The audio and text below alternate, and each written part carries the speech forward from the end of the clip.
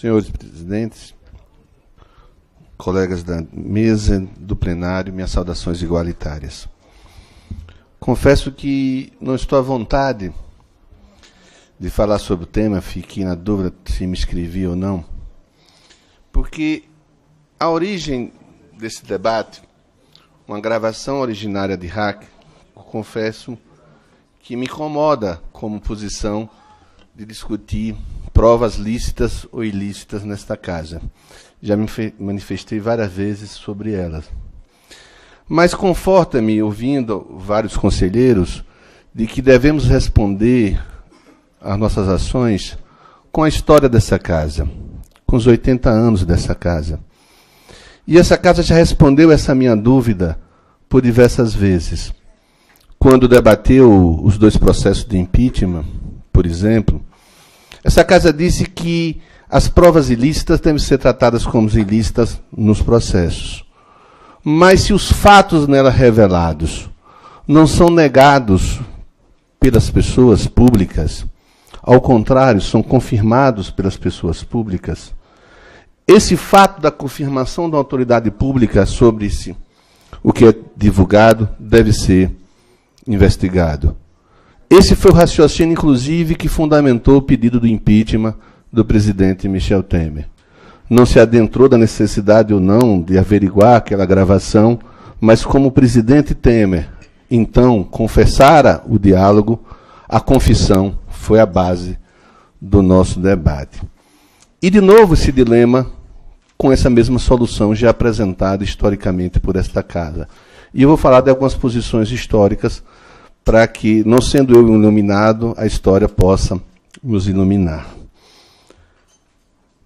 Quando nós discutimos, no vários processos, o presidente Busato aqui, como testemunha, nós já pedimos várias vezes afastamento de autoridades. Não essa é a primeira, nem será a última. Já pedimos afastamento de magistrados que se mostraram imparciais. Eu, no caso da Operação Castelo de Areia, pedi o afastamento do magistrado, porque revelado ali os abusos cometidos na prova, na obtenção de prova, que, aliás, Satyagara também, que for anulada pelos abusos apresentados. E essa casa já pediu afastamento de presidente do Senado, presidente do Supremo.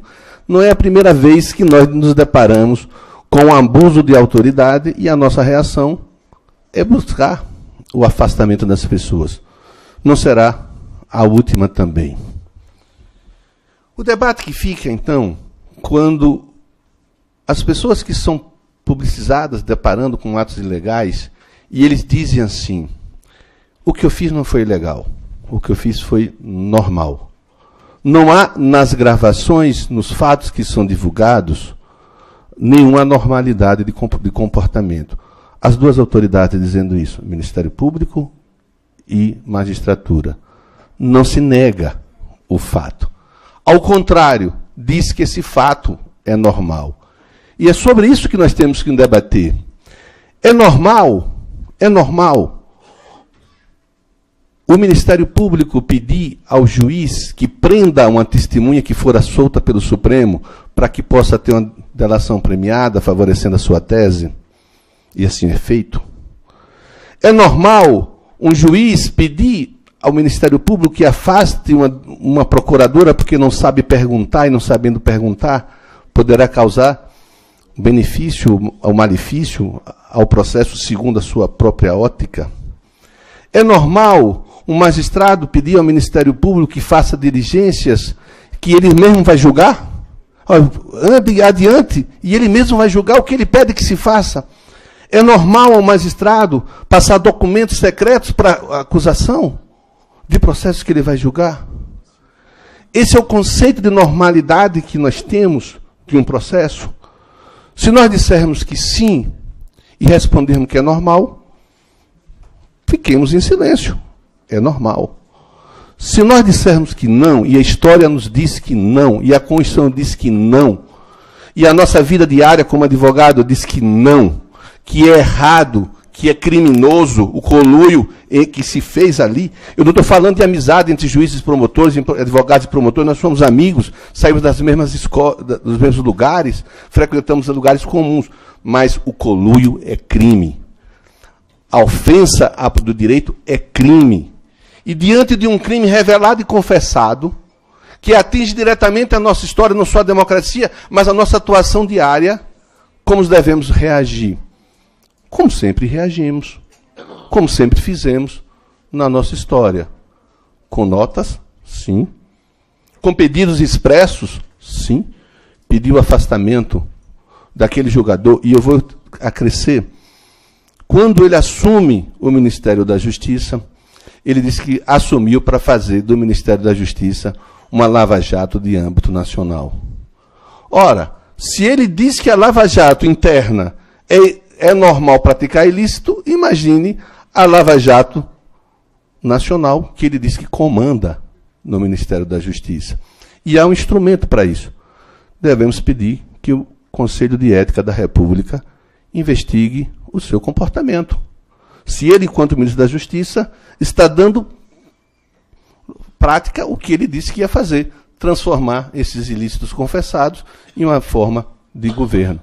Devemos pedir, sim, que o Conselho de Ética da República analise o seu ministro da Justiça. Acho que é o nome formal que se diz. Irmos também ao Conselho Nacional do Ministério Público, como os próprios colegas deles estão fazendo, para que se investigue. E lembrando o que essa casa diz, e que eu já ouvi diversas vezes deles próprios, de que investigar não é acusar. Investigar é oportunizar a defesa. Ora, vamos a esses lugares oportunizando o direito de defesa deles. Que eles digam que é normal, que eles comprovem a normalidade do conluio ali, e que nós estamos enganados. Aliás, os acusadores, nós garantimos o direito de defesa para que eles assim exerçam. Mas a revelação que nos faz nos deixa com essa responsabilidade na mão. E eu quero crer, pelos posicionamentos que se fez e pelos posicionamentos que o presidente Felipe Santa Cruz tem exercido desde que assumiu o mandato, de que a defesa não é, nunca será, numa democracia, menor do que a acusação. Que o nosso papel no processo não é de bobo da corte, em que se homologa ou se não sabe o que está fazendo do outro lado. Nós somos administradores da corte, administradores da justiça, mas não somos bobo da corte, em que a acusação e o julgador, de forma prévia, escondida, rasteira, diz o que vai ser produzido. Nós não podemos transformar essa prática, como aqui diz, um farol a ser seguido pelos outros.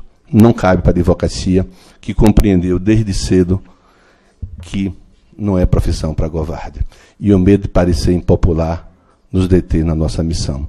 Não devemos ter medo da opinião pública, da opinião publicada, porque a nossa missão é muito maior que essa. Como diz a nossa história, nosso artigo 44 e a Constituição, a nos mencionar por diversas vezes. Nós somos responsáveis pela preservação do Estado Democrático de Direito, clara e confessadamente ferido nesse episódio lamentável.